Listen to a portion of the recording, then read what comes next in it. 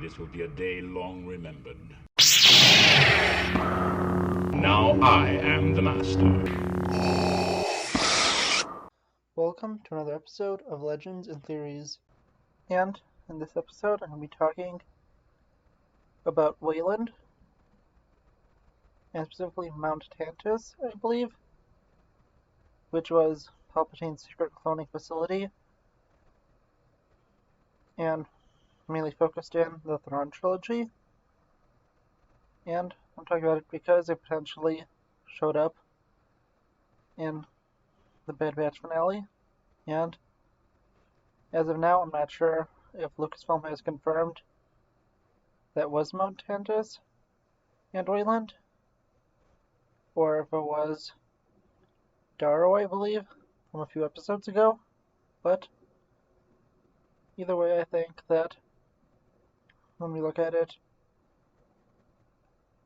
it could be interesting setup, although it would be more interesting for it to be Wayland. And looking at what Wayland is, it appeared in Heir to the Empire, which is the first book in the Thrawn Trilogy, which was, I think, really the first real book in the expanded universe. I think there was a few other expanded universe materials before, with one book being, what's it called? Splendor of the Mind's Eye, which is basically made to be The Empire Strikes Back replacement if, A New Hope, or just simply Star Wars at the time, kind of failed in theaters, since George still wanted to make a sequel.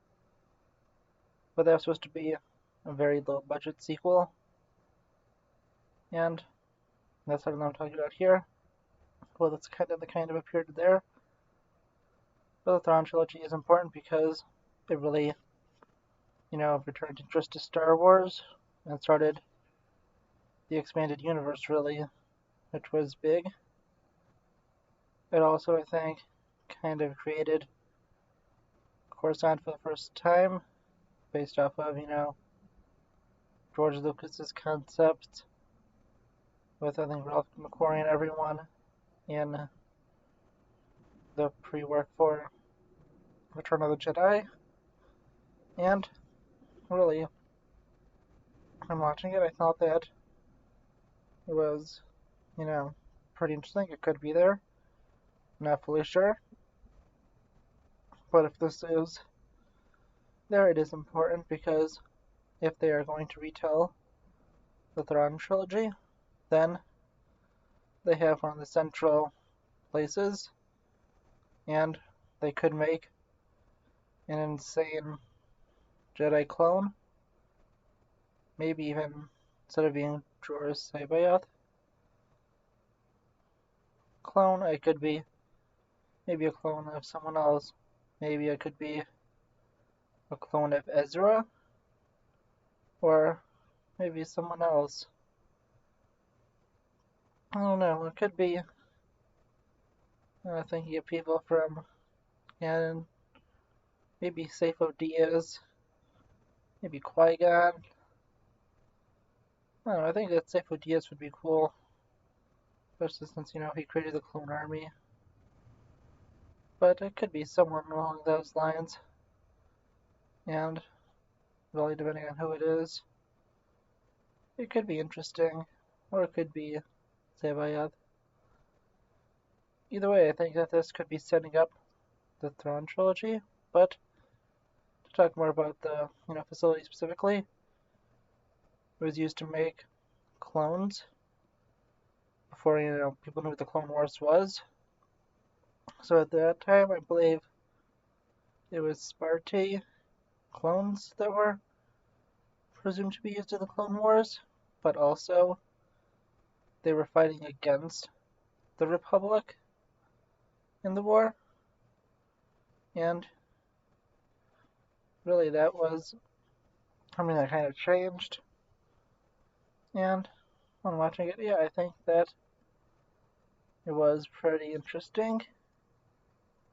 And I think that overall that I was, thinking it looked good, and it would be cool for it to be there.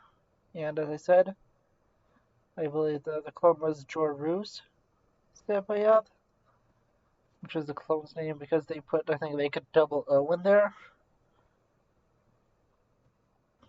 And I don't know, it's weird because they also have Luke Skywalker with like a double U in it. But, just to make things easier, I'm going to go with their normal name and not the extended name because it's just a little weird to pronounce. And, it also created that Luke Skywalker clone I said from Luke's severed hand. And that's how Luke got back his original lightsaber. And this could also lead to some pretty big things, including the return to canon of characters like Mara Jade and more, but who really knows? This could be pretty big, or it could just be me and a bunch of other people overanalyzing stuff. But either way, I'll see you all in the next episode of Legends and Theories. Thank you for watching this episode of Legends and Theories. Please subscribe, like the video, share the video, leave a comment, check out the video on screen, and may the Force be with you.